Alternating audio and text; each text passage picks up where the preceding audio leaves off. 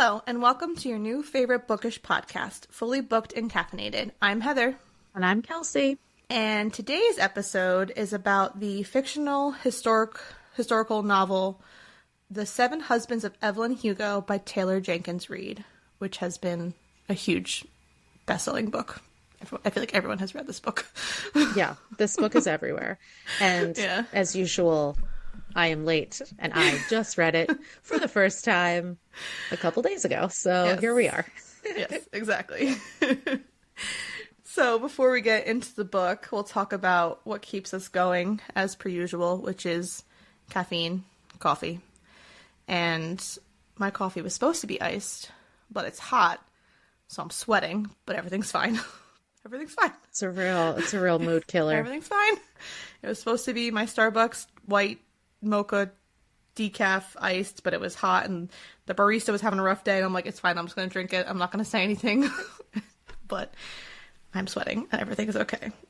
At least it's kind of like crappy outside today. At least it's not like 95 that Yeah, I know, that would be worse, but I need a fan in this room so I don't sweat all the time. But what about you?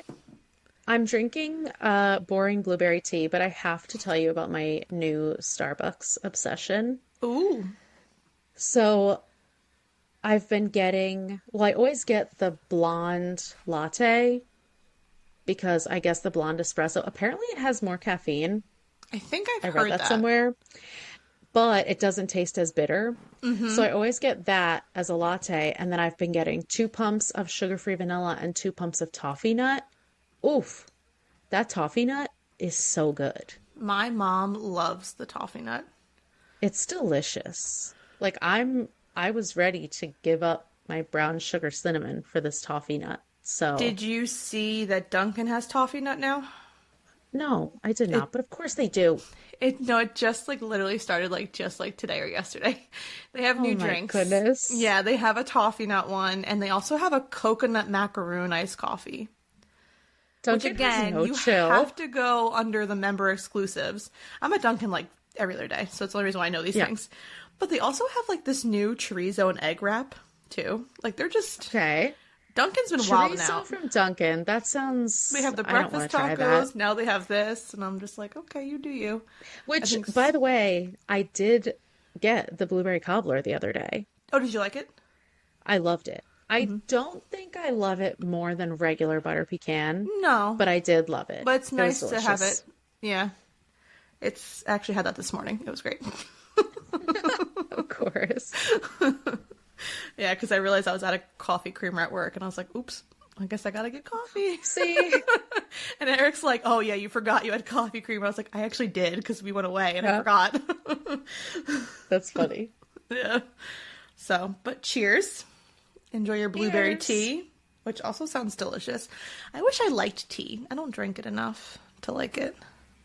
I just don't want everyone to hear me clearing my throat 150 times on this damn podcast, so now I drink tea. That's fine. Whatever you feel works best for you. You're welcome, everyone. Anyway. So Taylor Jenkins Reid is out of nowhere, I feel, popular author now. Mm-hmm. Everyone loves her.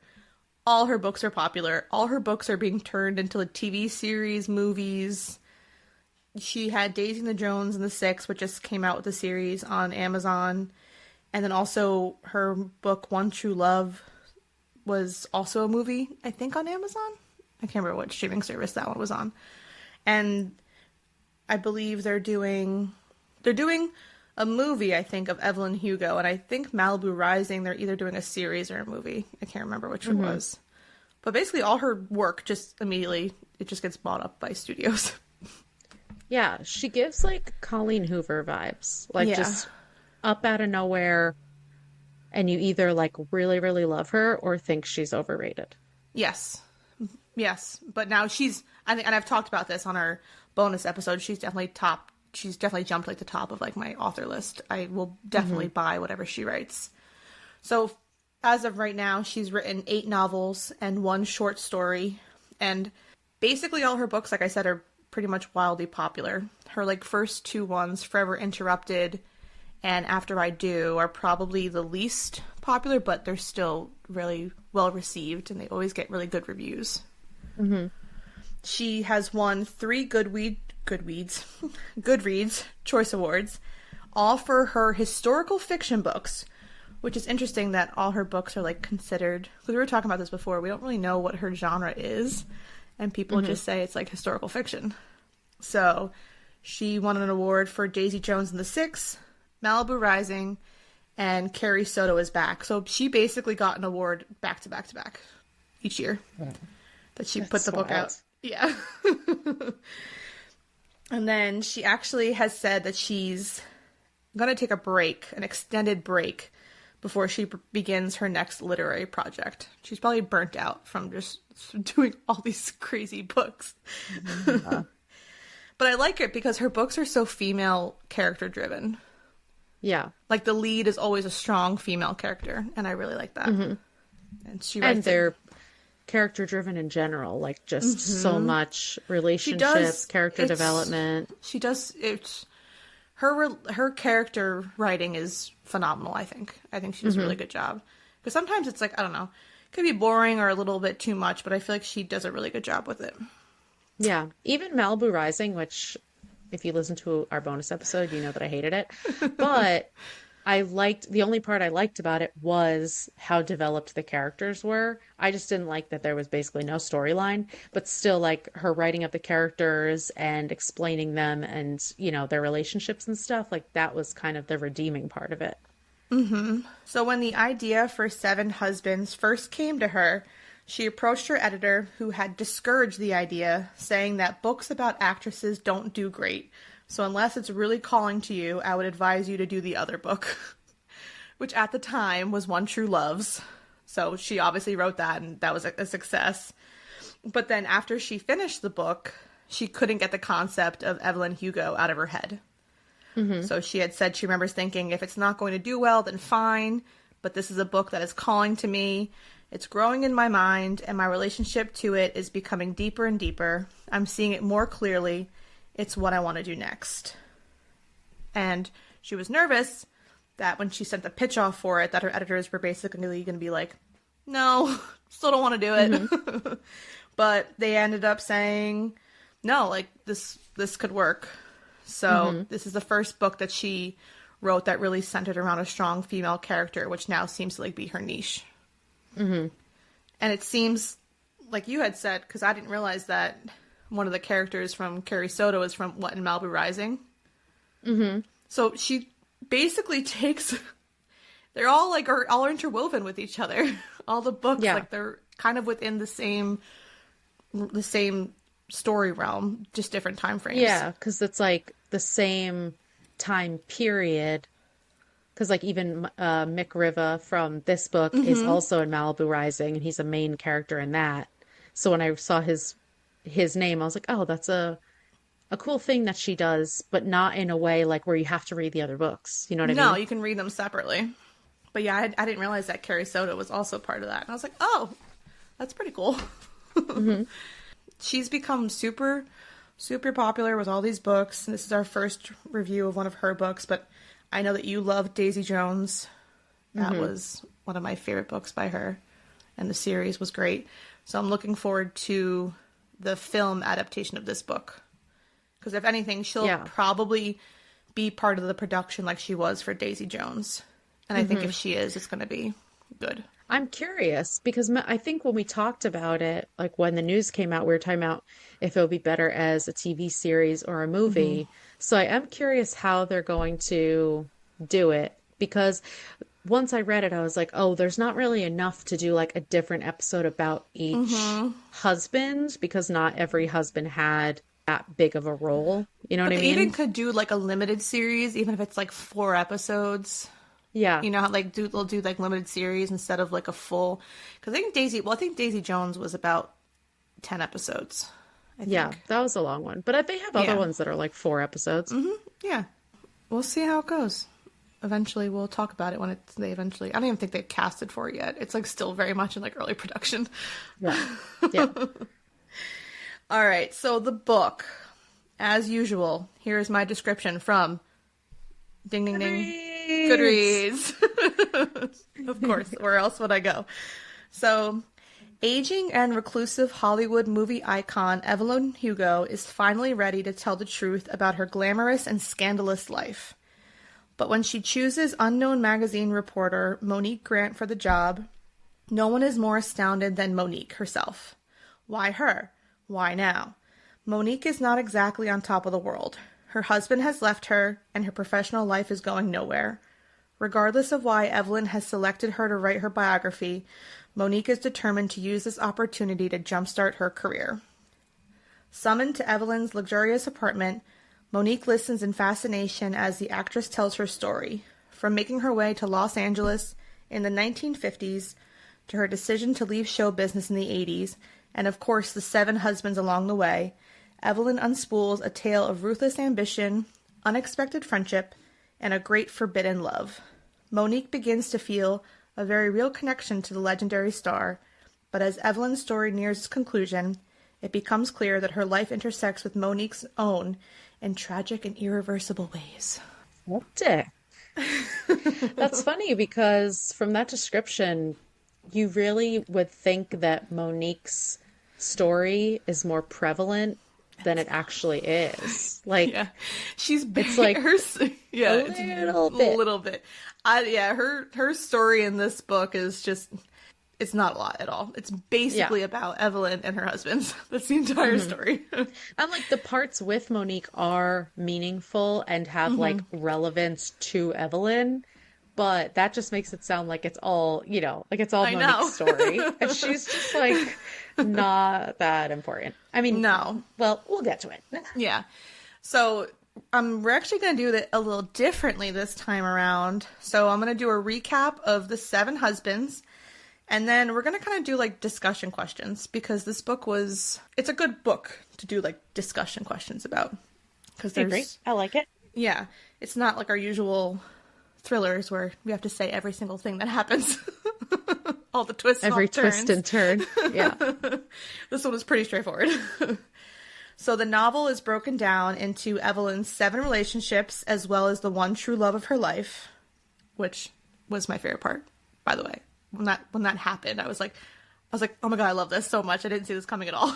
I didn't see it coming so early. Yeah. Like she revealed it so early and then it's just like the entire story. Mm-hmm. So her first husband is Eddie Diaz. So Evelyn grows up in a poor Cuban family in Hell's Kitchen. Her mother dies when Evelyn is young, leaving her alone with her abusive father, which, gross. Sharing her mother's dream of becoming an actress, Evelyn uses her sex appeal to seduce and eventually marry Ernie Diaz, a neighbor boy who's heading to Hollywood. Now, Evelyn did not love Ernie because she was 15 years old. And she lied about her age. Yeah. She only married him because she was tired of her abusive father, which I get that, and wanted to fulfill the dreams her mother had instilled in her of going to Hollywood and becoming a movie star. Mm-hmm. She knew that in order to get Ernie to take her to Hollywood, she had to become his wife.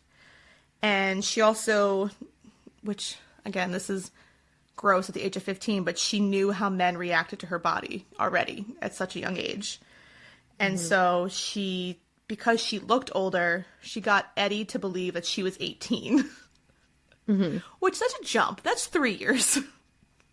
Yeah. That's a jump. But she does say at one point, like, Ernie knew. Mm-hmm. She thinks that Ernie knew when they had to sign, because her dad had to sign for her to be able to marry Ernie. So she does say, like, he definitely knew and he just looked the other way because he was like, I'm never going to get someone as beautiful as Evelyn. So he just, like, let it go. So, once they moved to Hollywood, Evelyn quickly succeeds in connecting with Hollywood producers, including Harry Cameron, who at Sunset Studios, who basically becomes her lifelong best friend, and their relationship is one of my favorite throughout the book as well. Mm-hmm. She sleeps with a much older producer to get her first role, so she's definitely using her sex appeal a lot in the initial beginnings of her Hollywood life.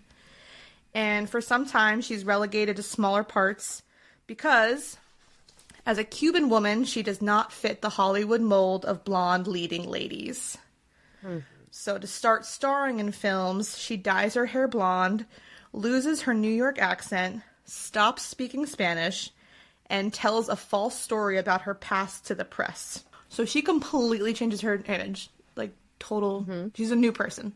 And the Hollywood execs basically tell her, you have to be photographed around town with some of these popular men so that you can be more popular. And she's like, oh, okay, no problem. And she literally that day divorces Ernie. She's like, well, that's what she said. Yeah, thanks, exactly buddy. That's exactly what I have next, is that when Sunset advised her to start publicly dating other actors, she divorces Ernie. And after she divorces Ernie, she gets her first leading role. So as easy as that. Yeah. I have, there was a quote that she says, like, towards the beginning, because, like, this whole thing is she's telling Monique all of these details, like, how it actually happened, not what the press knew. Yeah. So there's a quote that Evelyn says, the world doesn't give things, you take things. If you learn one thing from me, it should probably be that. And after she says that, Monique is like, ooh, what? Like, she's like, oh, that's uncomfortable. But, like, that is how Evelyn gets everything that she wants. No, it's exactly, because she obviously comes from a Cuban family in Hell's Kitchen, and she, at the age of 15, she's smart enough to get herself to Hollywood, which is amazing in itself. So she's already, you can already tell from the first husband what a strong female, like, Evelyn is. And she has a lot of conviction. How she plays, how she knows exactly how to get what she wants, which is most of all through her sexuality, but how she doesn't let on to anyone that she knows what she's doing. Yeah, she, like, plays cat and mouse very well. So her second husband is Don Adler. So after dating a few Hollywood actors for the press coverage, she falls for Don Adler, a fellow up-and-coming actor. They marry, but after a brief honeymoon period, he begins to, you guessed it, physically abuse her. Because isn't that always how it is? It's great. Everything's great. And then as soon as you get married, they start beating you. And she thought she finally found real love, and he was accepting her for who she was, and that they were going to rise to fame together. And then all it comes down to is his fragile masculinity, because God forbid that she could be an ounce more popular than him, or he wouldn't live up to his name because he had, you know, his rich family. He had to start taking it out on her. Yeah, and she's still in love with him, and she can't imagine leaving him, so she hides the abuse and continues to gain her success in Hollywood. So his career starts going downhill, and hers is going in the opposite direction, and she's rising. And so, like you said, he took it out on her. He's like, I'm supposed to be the one that's more successful. A woman should never be more successful than me, basically. So he becomes controlling, demanding, even going as far as ordering Evelyn to stop filming movies because it was time for her to be a mother. And she was like 20, I think. Yeah, right? Or 19 when he was doing she was that. still very young, yeah. Yeah. So basically when she refused, he would hit her. And then the tabloids soon came up with the story that Evelyn did not want to have children. So that makes her look, which again, obviously in the time frame of this, where the story takes place, that's probably blasphemous. Oh, absolutely. You should want to be a mother. Whereas now You in should today's times, it's to fine. have, yeah, especially like Don Adler. Of course, you should want to have his children. Of course, you should want to pass along that bloodline. So Evelyn, being the smart little cookie that she is, she comes up with a plan to fake a miscarriage and make her maid Paula angry enough to blab it to the tabloids. So she is ruthless. Absolutely ruthless. She just doesn't care. She just wants to keep her image good. Well, not good, but you know what I mean. She wants to stay relevant, and she wants people to like her and not dislike her because she doesn't want children. So she's like, well, she's just always 10 steps ahead. She's like, Yeah. if I have to play this pity card, I'm going to play this pity card. As horrible as that lie is, and as horrible, because then it turns into that she had multiple miscarriages and they were trying, and every time she got pregnant, she lost the baby. Like, that is quite a tale to be spinning. Yeah. But, I mean, Evelyn will do anything. She will. To be famous. She will. So the studio starts filming Little Women with Evelyn in the lead role of Jo. And when she starts filming that, she meets an actress, Celia St. James. So originally, Evelyn is jealous of Celia's keen acting ability. And then she's just basically envious of her. But then they become like fast friends. And after Celia wins an Oscar, their jealous co-star tells Evelyn that Celia is a lesbian and that Don is cheating on Evelyn. So just bomb drops. Yeah. Just, and in a closet, in like a laundry closet. I know.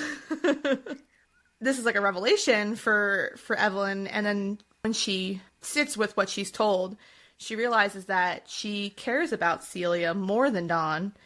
And they share a kiss. And Evelyn leaves Don.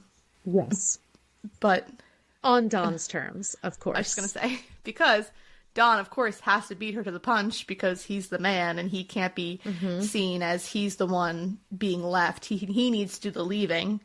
So he files for divorce, but that's not enough for him. He also has the studio blacklist Evelyn because, again, he is just super jealous of her and her success, and he wants that for himself, and he doesn't have that. So if he now can't have her too, on top of everything, he's going to make sure that she gets the short stick in the situation. Yeah. And it shows you how much of a cutthroat business it is that they are so willing to make him happy that they'll completely get rid of her because ultimately they think that over time he'll be able to pull in more money for the studio. It's unbelievable. So her first marriage was to this sweet Mexican man who just, is just whatever, going to Hollywood. And then her second husband is an abusive asshole. So she's cheating on her and hitting her and... Yep. So basically her career flounders, but then her romantic relationship with Cecilia begins. So when I found out, like, her and Celia were going to be together, I was shooketh to the core and loved it. Yeah, because Monique asks her, out of all these husbands, who was your great love? And at first, Evelyn's like, you'll find out. I'm telling you the story. Let me tell you in my own time. And then once you find out that her one great love was Celia, you're like, wait, what? I know. And of course, like, you read the title of the book. It's about the 7 husbands. And so you see that she's in love with Celia. You're like, all right, well, she's already been married twice. Like, where do the other husbands come in? And then obviously, like, you find out as you go. And also, like, her relationship with Celia is so, it's a lot. It's good, it's bad, it's tumultuous. It's tumultuous. It's not an easy ride at all. And so it's really, I like seeing how she's able to bring it together, pull it apart, bring it together, pull it apart.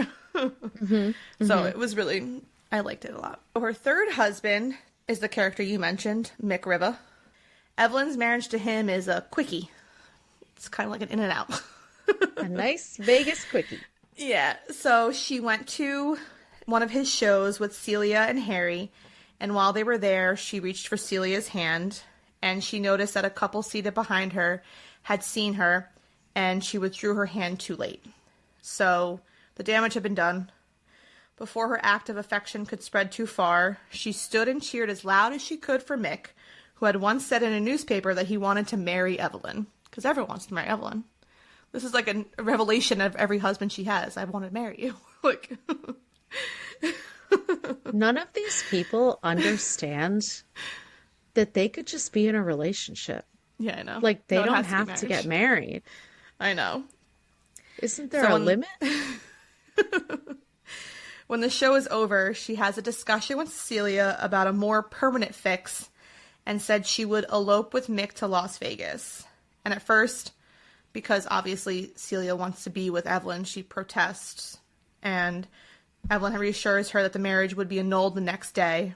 It's just kind of a way to make it, to not out them quite yet.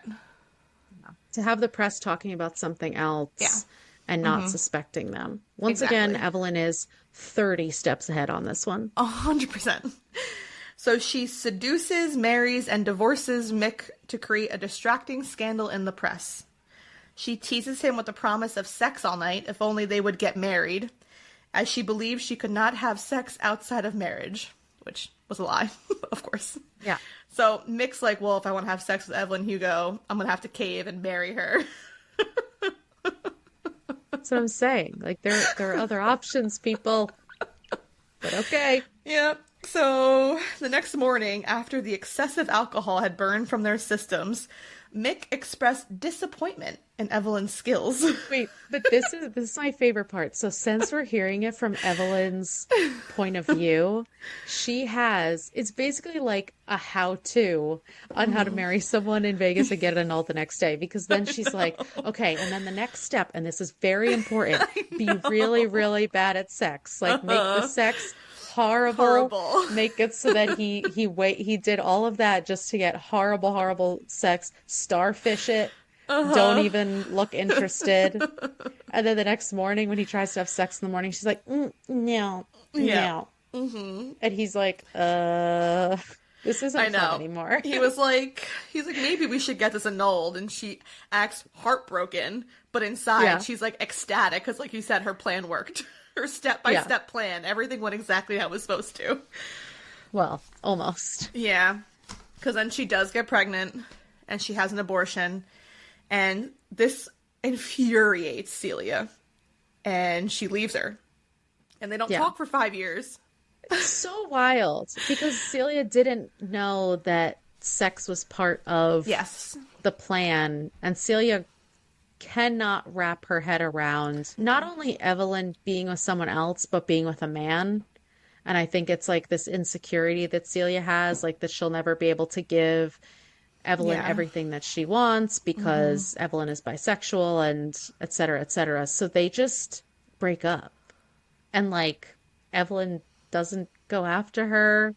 Celia doesn't come back. It's bad communication. All around. But it was crazy when they just don't speak for that long. But it's almost naive of Celia not to think that sex would be on the table, because if someone's gonna get married to someone, they really think that they're not gonna like consummate the marriage.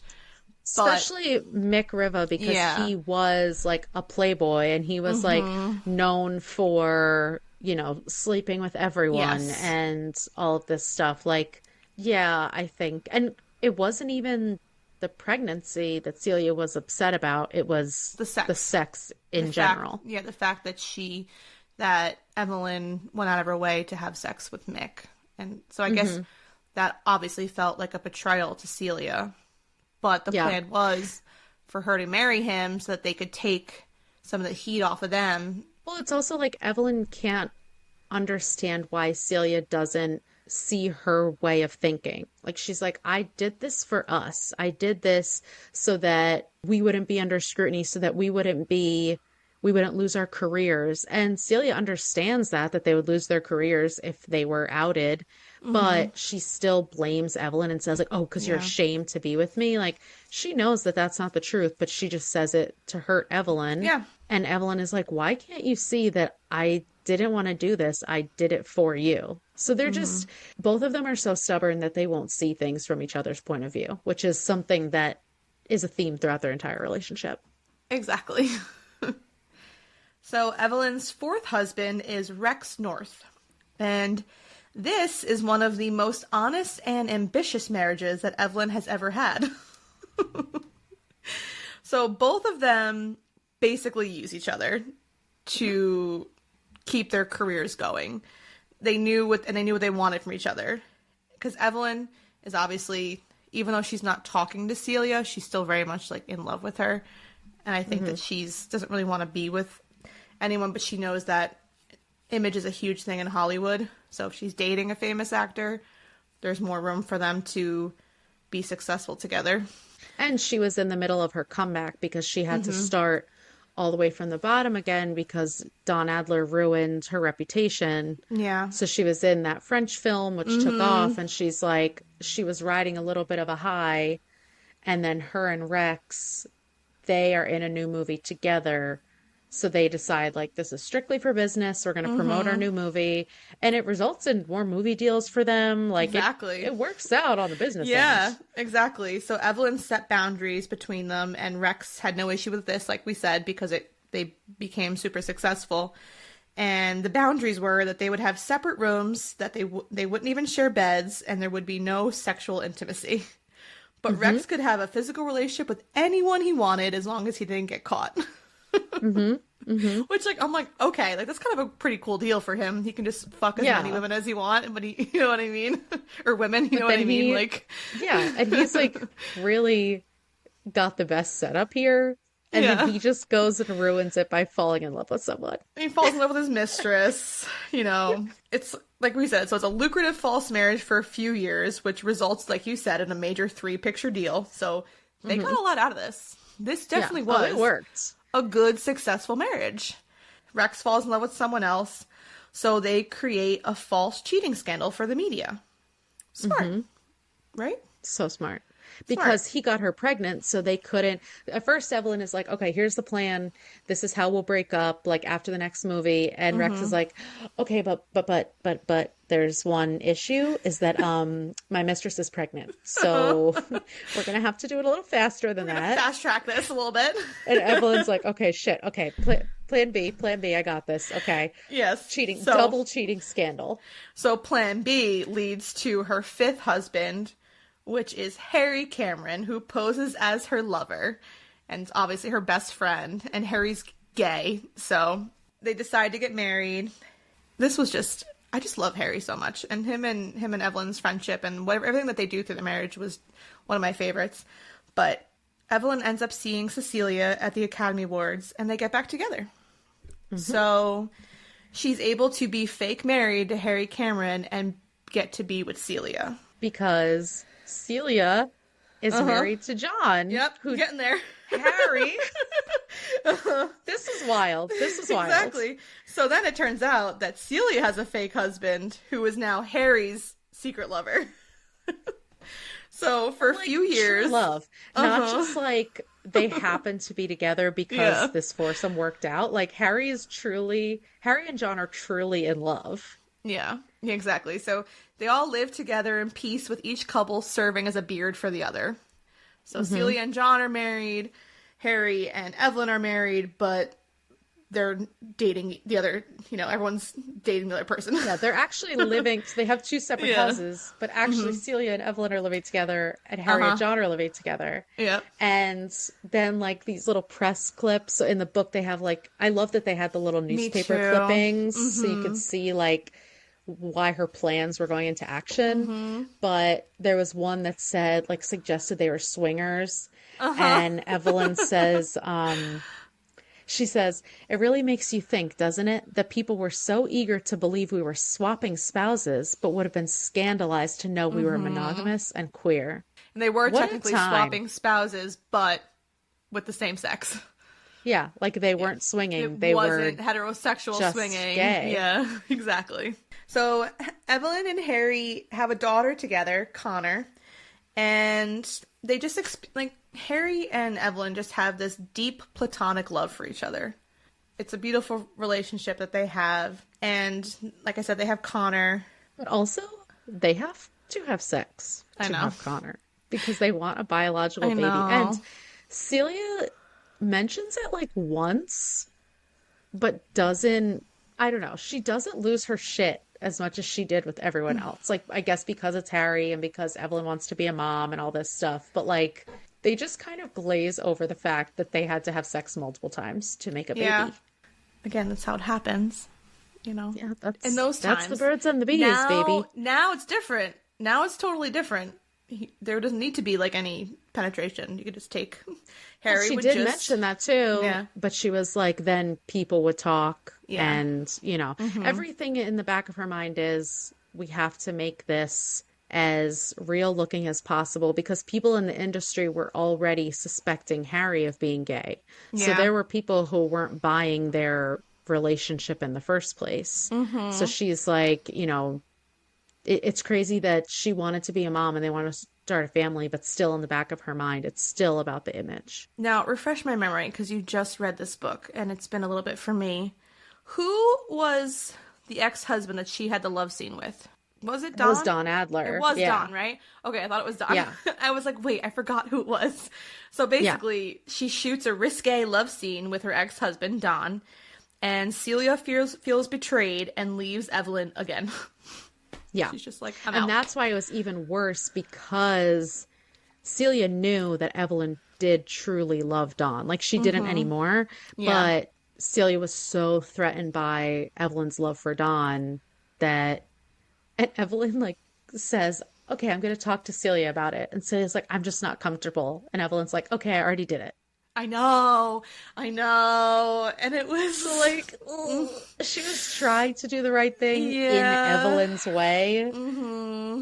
and it backfired as usual. Yeah, so here's breakup act number 2. Are we Again. only on 2? It feels like 100, but Yeah, I know, but between exactly. So, and then unfortunately John dies of a heart attack, and so now Harry's grieving.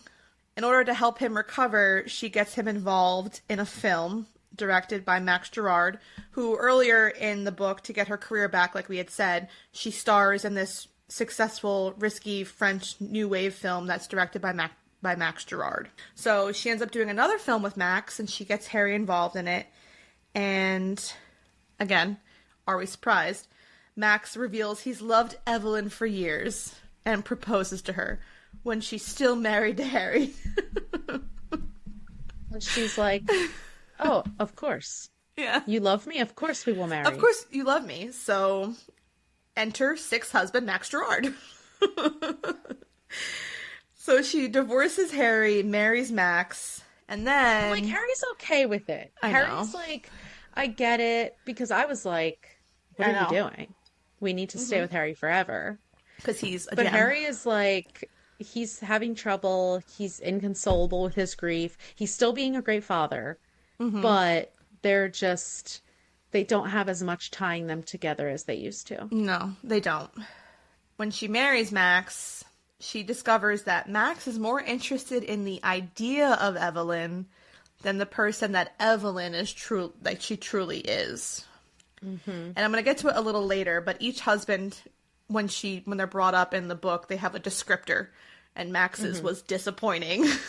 Yeah. And this was due to the fact that he had no intention of, this was in the book, he had no intention of even trying to love me. He was only capable of loving the idea of me. And that's disappointing. That is disappointing. Like, he just likes the idea of Evelyn Hugo and who she is as this persona, this actress. Again, it's Hollywood. The show you're putting on for the media is not who people really are in Right. person.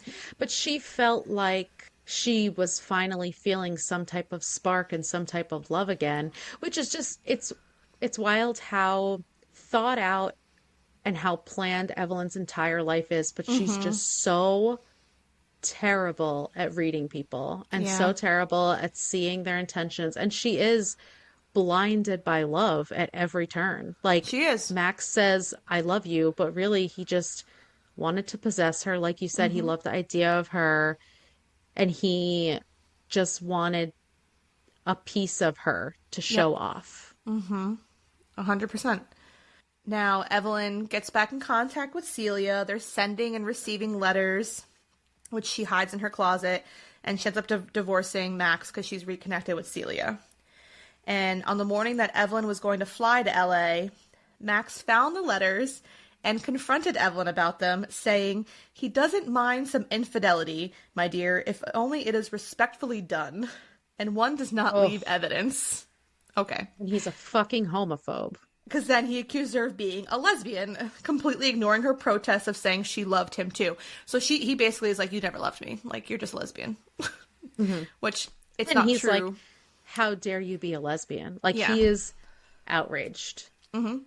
Exactly. And it's unfair because Evelyn, like we had said, she truly actually did love Max.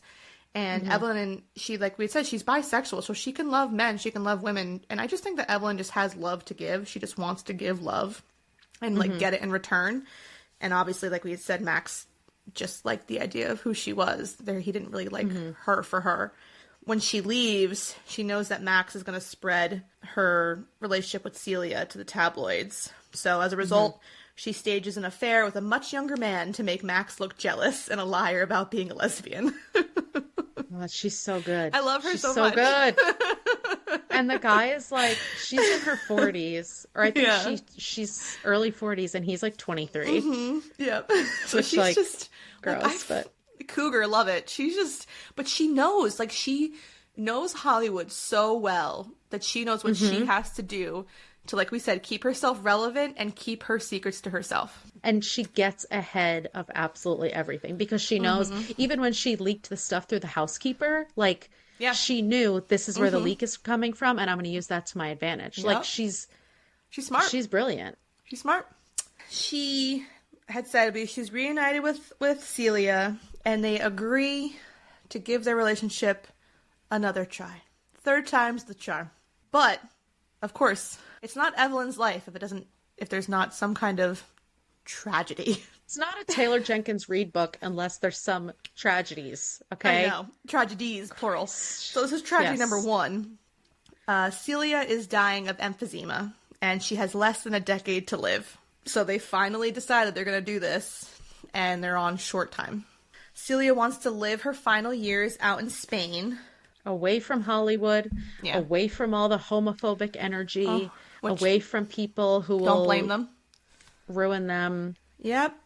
And so she ends up, her seventh and final husband is Celia's brother, Robert Jameson. And they marry so that Evelyn can inherit Celia's estate after she dies, but also so that Evelyn can be with Celia. There's no ultimatum with him. He literally is just like, he understands, he, like, loves his sister enough that he's like, I will marry Evelyn so that you guys can live out your final years with the love of your life. Jen. And that was the whole plan for them to all move together and have this separate life where they didn't have to worry about other people. I mean, that was the whole idea, but she still does marry him because the image does still matter. It does still matter. And unfortunately, yeah. And, she doesn't want Celia's last years to be tainted or her reputation to be tainted by her coming out, which obviously I'm saying that sarcastically, but that was the reality of the situation. Exactly. And then he also plays this great fatherly role with Connor, and, like, Connor adores him. So it worked out in the end, but again, there's just more tragedy. So Harry doesn't want Evelyn to move Connor to Spain, but he reconsiders when he falls in love with another man. He finally finds love again. They both Harry and Evelyn are where they want to be. They're both in love again. Well, Evelyn with Cecilia. It's just a rekindled love. Harry met someone new. So Harry and this man get into a car wreck, and the man dies. And Evelyn has her driver put his body in the driver's seat to cover up that Harry was driving drunk. And unfortunately, Harry dies later in the hospital. So now she loses her best friend, the father of her child. Soulmate. The father of her child. Her platonic soulmate. This is where everything goes wild. Evelyn reveals to Monique that the man who died in the crash was her father. This was the twist that you wait for until the very end of the book. Because there's this indication, there's this underlying feeling throughout the book that there's a reason why Evelyn chose Monique. And this is why. And also that because Monique cannot comprehend, like, why she was chosen, because she's basically a nobody writer. But also Monique is, like, falling in love with Evelyn, not like, like in a just falling in love with just her past who she and her story and, like, how strong she was. And then Evelyn keeps saying things like, well, you'll see. And, like, just wait until, I'm a horrible person. You just wait and see. Yep. And she's not saying it in, like, a self-indulgent way or like a like a cryptic way. She's just like, let me tell my story and make your decision at the end because you don't know the whole story. Yeah. And so Monique is furious at Evelyn that she grew up believing a lie about her father's death, but she moves toward forgiving Evelyn. And she discovers that Evelyn, which even before I say this, another tragedy is that her daughter dies of breast cancer in her 40s. So every single person that Evelyn has truly loved, Celia, Harry, Connor, they're all dead. They all die. And Robert Jameson died. She outlives every one of her husbands. Outlives everybody. She's the only one left. Yeah. Connor dies of breast cancer, and then Monique discovers that Evelyn is now dying of breast cancer. And she understands that Evelyn is going to kill herself so that she may die with dignity. The book, on her own terms. Yeah. So like the way that the book ends is that it's an article about Evelyn by Monique announcing her biography and revealing that Evelyn was bisexual. Monique has to, she has to, we're going to talk about this later, but Monique has to sit with this decision of what to do with Evelyn, knowing that she's going to kill herself. And that was another reason that Evelyn picked her. Yeah. Which I don't know if we're going to get to that, but because she had written some random article about assisted suicides for people who are, deathly ill or people who know that they're going to be passing, for them to die with dignity. Yeah. And so that's another factor. Exactly. It wasn't just because of her Monique's father. Dad. Yeah. But it was also like the whole thing with her revealing to Monique that she framed her father. It still had its redeeming aspect because there was a letter in the father's pants that was to Harry, basically saying like that Harry was his one true love, but he couldn't break up his family. He loved his daughter too much. He could never do that to her. So like Evelyn is saying, yeah, maybe I ruined your life, but I'm also showing you how much your dad loved you. Like you should, I wanted you to know that. It's fucked up in so many different levels, this whole story. So Evelyn. It's so Evelyn. Exactly. Because she's planning her life how she wants it to look. And she's pulling the strings into how she wants things to go. So, but obviously we've talked about throughout the entire book, but we, obviously have to discuss that the true love of her life was obviously Celia St. James. So we had mentioned it before. Monique asks Evelyn who the love of your life is, and she admits that it wasn't any of her 7 husbands. It was Celia. And Celia was naive, passionate, and almost obsessed over Evelyn and her love for her. She truly loved Evelyn, yet she would hurt her when she herself was hurt, which we've talked about multiple times. She wanted to come out of the closet without the future consequences that would follow as a domino effect. Her and Evelyn went to hell and heaven on this earth just to be together with so many years of separation. So they went through these long periods of time of not even talking or being with each other.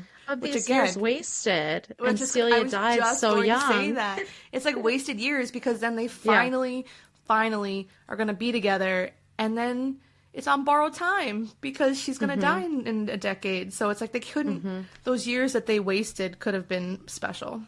But obviously...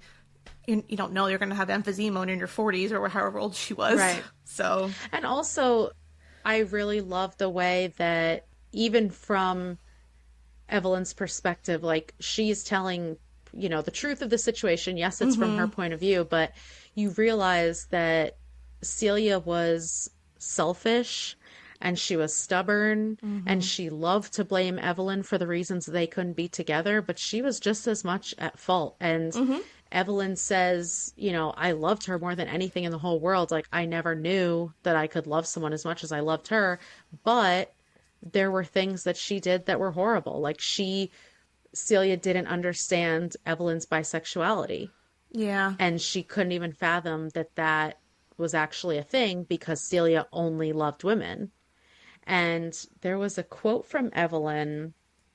It was during one of their many fights. / breakups. She says, "It's always been fascinating to me how things can be simultaneously true and false. How people can be good and bad all in one. How someone can love you in a way that is beautifully selfless while serving themselves ruthlessly." Yep. And she's talking about Celia. but she's also talking about herself. Herself. 100%. 100%. Because that's exactly what she does. Like everything that she does save her and Celia's relationship or to protect their reputations, she knows that it's going to hurt Celia so much, but she does it anyway because it's serving herself, but she rationalizes it as, protecting the woman that she loves. It's just, she is a very, very complex woman. I was just going to say that. So Celia's death was obviously a huge emotional disruption for the strong-hearted Evelyn. She could barely keep herself straight without bawling her eyes out. The day of Celia's funeral, she's clicked by the paparazzi takes pictures of her bawling, holding Harry's grave. And of course, they're saying that these shots of Evelyn crying are for her ex-husband, but it's not. She's crying. She just lost the love of her life. And so this was kind of a rude awakening for her. And she realizes that no one would know her story. And her breathtakingly, basically, heartbreaking, passionate love story that she had with Celia. And so she comes up with she ultimately comes up with the plan to ask Monique to write her biography and to tell every secret that she's hid from the world since the beginning. And I think it was also rooted in, because they talk about it earlier, especially when the Stonewall riots were happening and they were there when that was all taking place, and they knew that they couldn't be a part of it, but they did everything they could. They gave money, they donated. Even after Evelyn decided to stop acting, she gave so much money to these charities, and it was like she couldn't take that to her grave, not being true to herself, not giving a voice to people like her, basically. Yeah. I'm going to save our rating still for the end. We're not going to talk about the rating yet. But I have a fun thing about the rating that I'm excited to talk about. The discussion questions that I have, there's a couple. And the first one that I have, which goes back to her telling her secrets. So the opening of chapter 5 starts with Evelyn saying, "Everyone I loved is dead now. There's no one left to protect. No one left to lie for but me." So she's brutally honest with Monique, even when talking about her husband and best friends. And because it's her chance to tell her story at last. So my question for you is, what do you think about Evelyn's motivation to clear the air? Do you think it was right for her to expose the secrets of her husbands, even if they aren't alive to read the finished product? Ooh, that's a hard one because it's not fair, but I think it is fair. It's fair for Evelyn to finally tell the world who she is, because she's hidden who she truly is the entirety of her life, her career. No one knows the real her. The people who did are dead, like she says. Yeah. And the people that knew the real her were only a handful. It was and it literally shows 5 this people. This darkness behind the industry of look, we looked so perfect together, but he was abusing me, and me and Max looked so great together, but he didn't actually love me. Like, I'm sorry, but those men were shitty, and exactly, that sucks. And if she's airing their dirty laundry, like, it is what it is. Maybe you shouldn't have been so shitty. Exactly. Exactly. And and maybe it's not fair to Rex and to Celia's brother and stuff like that, but she speaks very fondly of them. She does. And she gives them so much credit for knowing the situation and knowing what they were getting into. So that's a hard question. I think, it's her truth. It's her truth to tell. Yeah, nothing they can do about it now. I guess they could haunt her, but then she killed herself. Exactly. So. And then, obviously, you don't know this going into it, but she's going to kill herself after she reveals all these secrets. So she's also going to be, she's not even going to be around. That she's going to die. Like, the whole time she's like, you can release the book when I'm dead. You can release the book when I'm dead. Like, so you know that she's dying. You just don't know of what, from what, etc. Exactly. So like we had said, she goes into detail about her 7 husbands, and they each have a nickname. I loved every single one of these nicknames. Loved. Poor Ernie Diaz, Goddamn Don Adler, Gullible Mick Riva, Clever Rex North, Brilliant, Kind-hearted, Tortured Harry Cameron, Disappointing Max Gerard, and Agreeable Robert Jameson. I loved that. And that I love that every chapter started with just a title page with their description and then Me the too. story. I loved it. So it's a three-parter. So this is my first I'm going to ask you, and I'll answer mine first, too. So which husband did you enjoy reading about the most? For me, it was definitely her relationship with Harry. I like that one a lot. Easy. Yeah. There was one thing I didn't like when they said, so they're talking about starting a family and they're talking about how they're going to have to, have sex to have a biological baby. Yeah. And she's like, dude, you're gay. You going to be good with this? And he's like, I have to admit, like, I don't know what's wrong with me, but there's always been a tiny part of me that wanted to bed Evelyn Hugo. Which Ugh, again, I hated it. It's hated again it like because they're just sexualizing her. Exactly. Like she, even with her best friend, her soulmate, the person she trusted more than anyone in the world, he still, and he wasn't saying it in a sleazy way, but just like the fact that he saw her that way at all is just like that. She couldn't get away from that. No. She could never, ever, ever get away from that image. And she brought it upon herself in some ways. She worked with what she was given. Yeah. But I was like, Harry, shut the fuck up.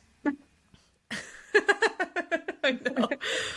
And then the next question was, do you think that she loved all of them? And no, like she didn't love Mick. Mick was just a means to an end to stop a scandal.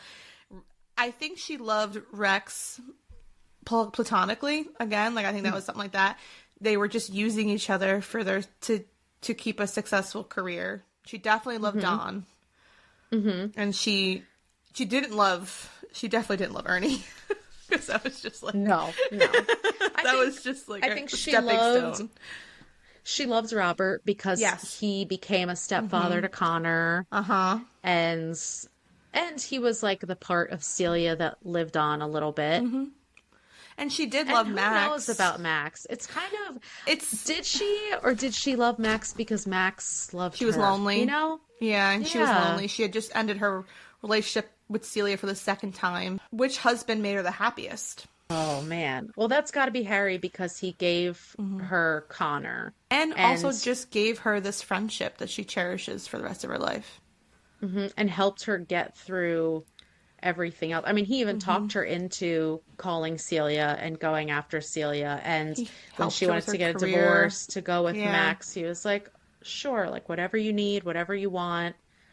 And he was struggling in his own life, but he really prioritized her a lot. I'm actually going to talk about Harry now. So she marries him, and it's kind of a protective arrangement because she's in love with Celia. Harry's fallen in love with Celia's husband, John. So they're married to each other to hide their real relationships.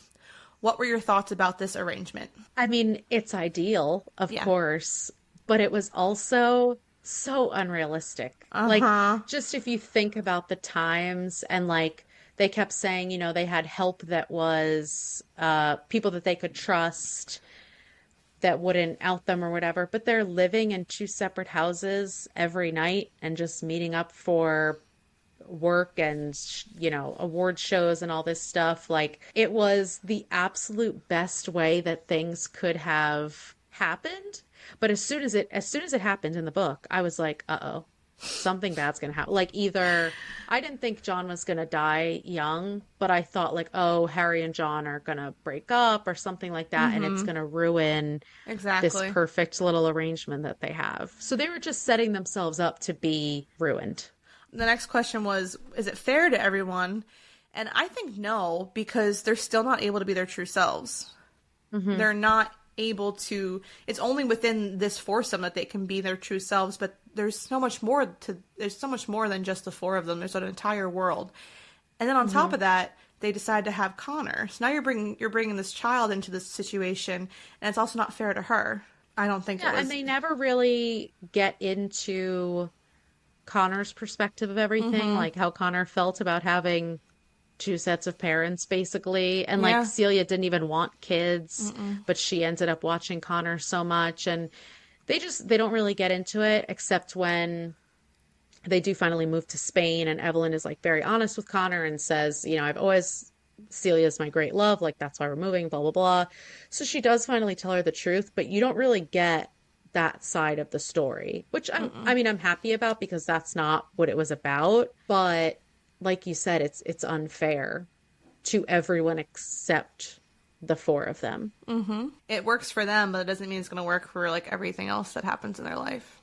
Mm-hmm. Mm-hmm. And eventually, I think if the book had continued, that John lived and Celia was able to come to terms with Evelyn, doing a sex scene with Don, and they continued their relationship, and it still wouldn't be a perfect world. There'd be so many hurdles that they would have to like overcome. And are you really going to live your entire life faking a relationship when you should be able to love freely?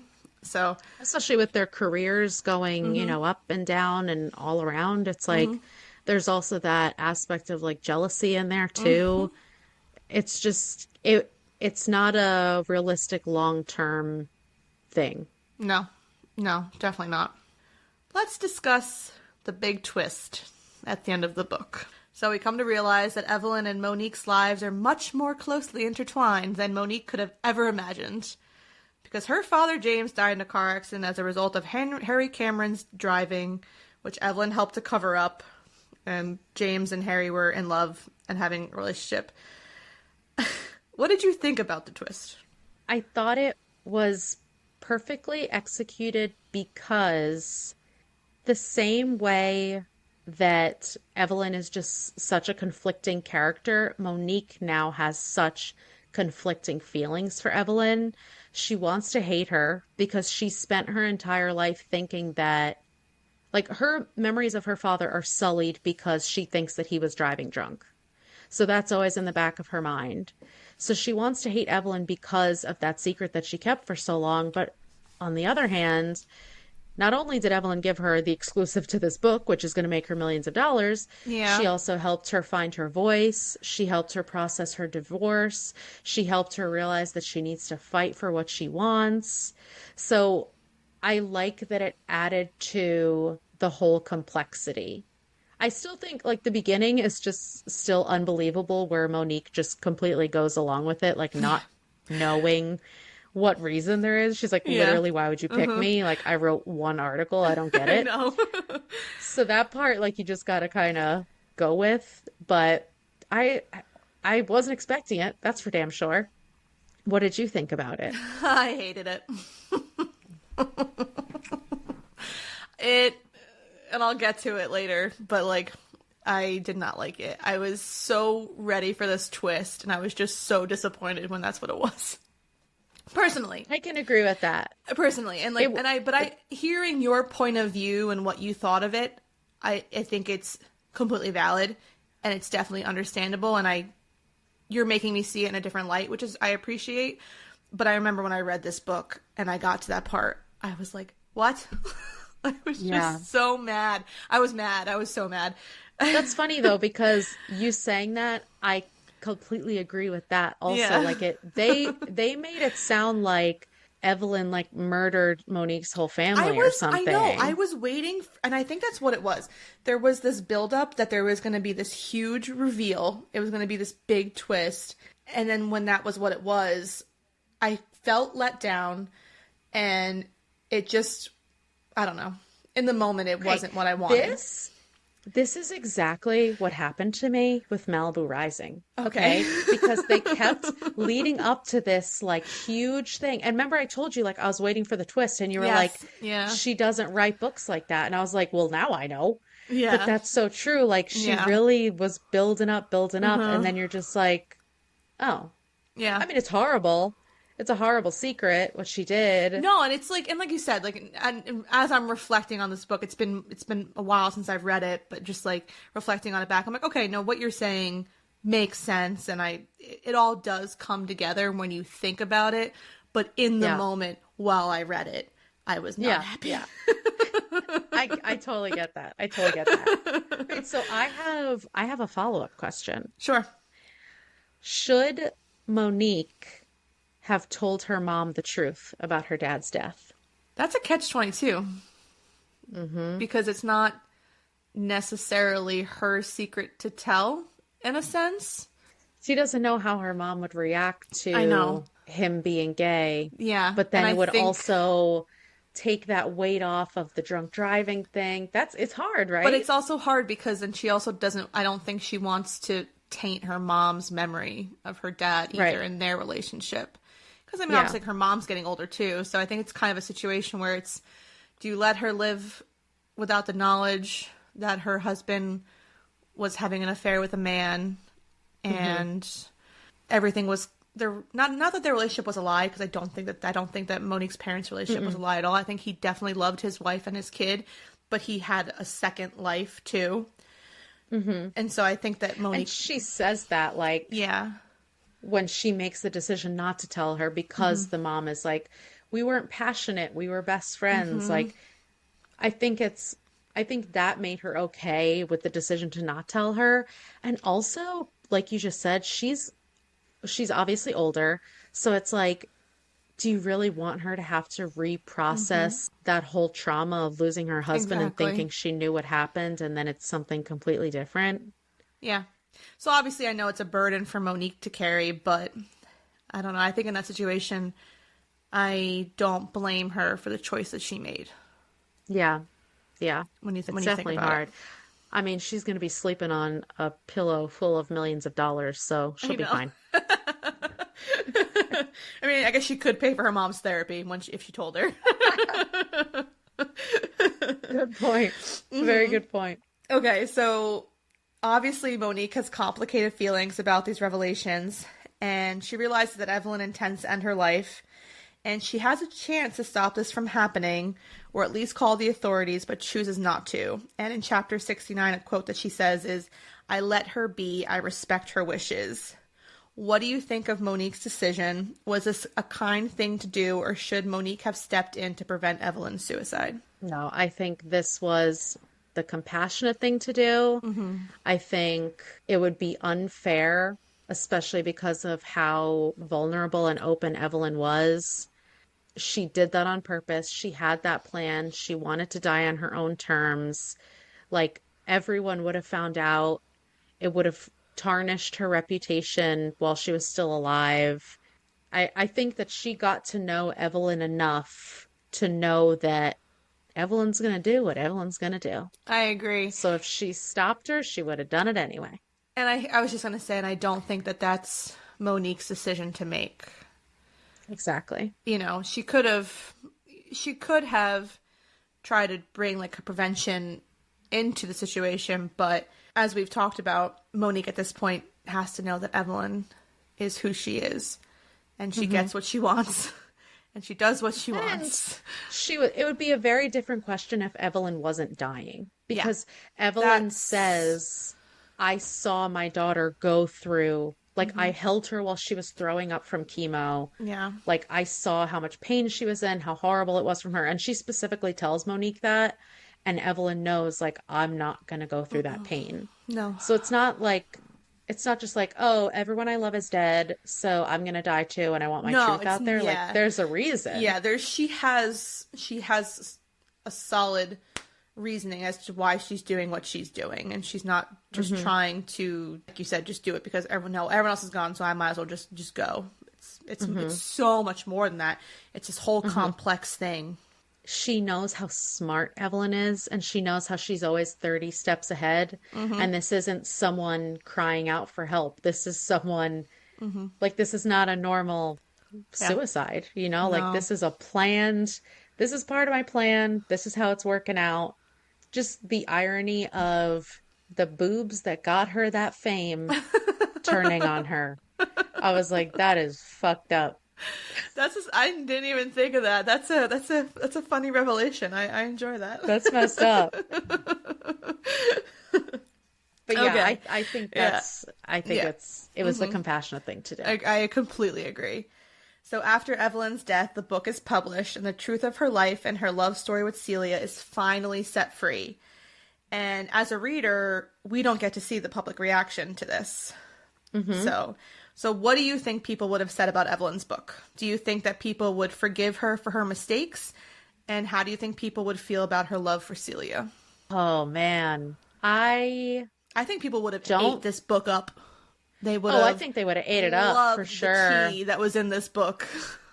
I don't think they would have forgiven her for what No. she did, though. I don't think so. Because the only reason Monique does and like falls in love with her story and stuff is because like she's around Evelyn. Like it's Yeah. very different reading it. She knows Evelyn now. She has a piece of Evelyn because Evelyn gave that to her. So her interpretation, It's also like yeah. we don't know how her interpretation, because that's why Evelyn chose her, because she thought that she would be able to express it in the most revealing way, the truest way, like not salacious, just to the point. So we Yeah. don't know. Maybe she would have written it so that everyone would have that same compassion for Evelyn. Who knows? I know, because I think that the public would also be surprised to know about her and Celia. I think that would have been a shocker. It's almost like unfortunate that it can never actually ever be talked about with Evelyn or Celia after it's brought out into the world. They can never broadcast. They never had the opportunity to actually broadcast their love to the world. But I agree with you. I think people would have been surprised because she was so controlling of her image and she was so in charge of her own narrative that it seems like she would never let something threaten that. But all along she did. That's part of what's hard about Monique too, is that like Monique has to process what happened with her dad and Evelyn is gone. So it's like she can't even be angry at her. She can't even have her to answer for it besides the brief conversation they have because Evelyn is gone. I agree with that too. It's like a bombshell was just dropped and there was never going to be another discussion about it after that. So Monique has to use that money to pay for her own therapy. Own therapy. Yes. Yes. Okay. She's going to need plenty of it. But she's going to have plenty of money. All right. So the rating. Our rating is going to be out of green dresses. Okay. But before we give our ratings, I found this really cool thing online, blurb, whatever you want to call it, about the color green in this book. Okay. So, the color green represents the light and dark sides of Evelyn's beauty and sexuality. Evelyn first wears a green dress when she loses her virginity to Ernie to get a ride to Hollywood, the hue emphasizing both her innocence and her ambition. Evelyn also wears an emerald green dress to the premiere of Little Women, where she kisses Celia for the first time at the after party. Kissing a woman is another bisexual first for Evelyn, and it leads her to discover both her greatest love and her own bisexuality. She later wears emerald green as Don hits her, and when she discovers that Don is cheating on her. The color holds for Evelyn both the bright hope of new romance and the dark threat of toxic love. When she's accused of being jealous of Celia's success in the press, the article is notably titled, "Evelyn, Green's Not Your Color." But the press is mistaken in painting Evelyn as green with envy. It is instead the green of new romance, which forces Evelyn to avoid being seen in public with Celia. As her beauty and sexuality in many ways define her throughout her career, green has become Evelyn's signature color. I love that. And she's wearing it for the photo shoot at the end, too. Yeah. So the color it's green like is... all of these milestones have happened with her in green. And it's like, you don't even realize it. You don't think about it. Yeah, you just think of like, it's her signature color. Yeah. This person who did this little like demo about it, I'm like, wow, like you're super smart and you really looked into this. Yeah. I'm like, it's so true. That's cool. Yes. I like that. So I gave this book 4.5 out of 5 green dresses because of the twist. It would have definitely been a full 5 stars if I wasn't so heavily disappointed with the twist. But this was my second TJR book that I read of hers. And I was just so impressed. Like I couldn't put the book down. Like I said, I had read it back in November on my honeymoon when we were in Mexico, and it was just so good. It was so well written. I loved the little articles and stuff in between the chapters. It was just a phenomenal book. She's a great author, man. Her writing skills are just phenomenal.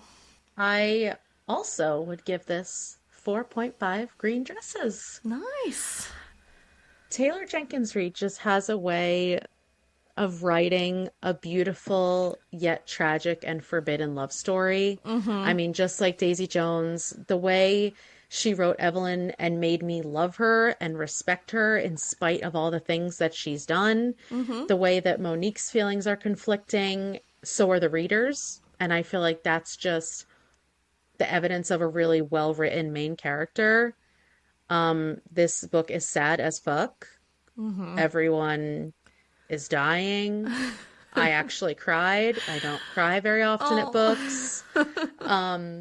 I would definitely say, like we were talking about, it's kind of hard to classify like this genre, but I would definitely recommend it to other people. Oh God, yeah. I didn't give it a 5 because I didn't love that thing that Harry said, and I thought that every scene with Monique was meaningful because everything was like lessons that she had learned from Evelyn, from her talks with Evelyn and stuff. But I also just felt like some of it was like, okay, I don't care. Let's get back to Evelyn now. Yeah, I see what you're saying.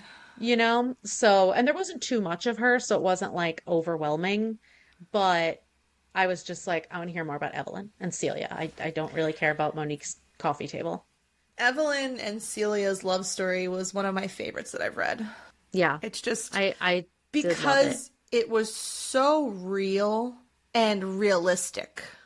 I could see that happening in I could see their story playing out in real life. I can see one side of a relationship being not necessarily jealous, but Celia just wants Evelyn so much and wants only her and wants Evelyn to only want her. And it's and she's not getting that. And Celia's also ready to be who she is, and Evelyn's not. It also shows the way that people can misunderstand bisexuality and the way that everyone just wants to define everything as black and white. Even Celia, who was a lesbian, can't understand Evelyn's bisexuality. And it's just that complexity is so real. And I feel like if this was not Evelyn's story, then, you know, Celia would have had to kind of answer for her behavior and answer for how stubborn she was and what part she played in their breakups. But since this is from Evelyn's point of view, she never really has to answer for all of that. So it's like there is that little part missing, but I just love that Evelyn is unapologetic. Everything she did was for a reason. Everything she did was, yes, for selfish reasons, but also to protect everyone around her. And throughout the book, she says it a million times, like, I have no regrets. I'm not going to apologize. I never wanted to keep a list of all the people I hurt, but I'm sure it's a long list. So all in all, I just like it. I'm glad that TJR pushed this book. That she didn't stop herself from writing it because she was, you know what I mean? Like I wouldn't define it as like a book about an actress. No, like, and they I don't talk about her movies that much. And I was reading some article that some interview she had done, and she had said, you know, when she comes up with an idea for a book, she has a beginning and she has an end, which I feel like most authors have that, and so it's figuring out the middle, the grit of what the book's going to be, and I think that this book opened up this whole world for her. And she's now able to create these intriguing, intricate stories that are character-driven, relationship-driven. And it's just automatic author buy for me is going to be her for the rest until she stops writing. Because it's just, she's good. But now we know. If they're like leading up to some big twist, it's not a twist. Exactly. It's just a part of the story. Exactly. It's just, like, it is just story. Yeah, Daisy Jones was my first book by her. And so there wasn't, it wasn't a twisty book. It was just a really good book. So and I think that probably because we read so many thrillers, I'm like waiting for like this massive twist. And I'm just like, oh. Yeah. Like, when is the shoe going to drop? It's so true. It's so true. Was there anything else that you wanted to discuss about the book that we didn't touch on? No, I think we covered it. I'm really happy that you picked this one. I'm really happy that I finally read it about a year after everyone else, at least. But yeah, good pick. Great. Yes, it was definitely good. So we would ask that you please like, subscribe, download our episodes on whatever podcasting platform you use. We will eventually actually be able to post our episodes on YouTube. That's fun. It won't be like a video. Oh. It'll just be the audio because I don't always. Maybe eventually, but yeah, I know. not yet. Because I know like some people use YouTube, so now that'll be an option for people. So if you happen to like using YouTube, you can be on the lookout for that. We would ask that you follow us on Instagram and TikTok at Fully Booked Caft Pod. Chelsea posts the cool TikToks because she's good with the technology of TikToks. I just post these little edits about what we're reading. My job is 10,000 times more easier than hers. I wouldn't say all that, but mine just takes longer. How about that? Exactly. But you always do like the music, and you have these cool little blurbs and oh my God, picking the music is stressful. Okay. I know. That's why I'm and like, then listen, I go on Canva. I edit the one I did before, I change it, and I upload it, and that's all I do.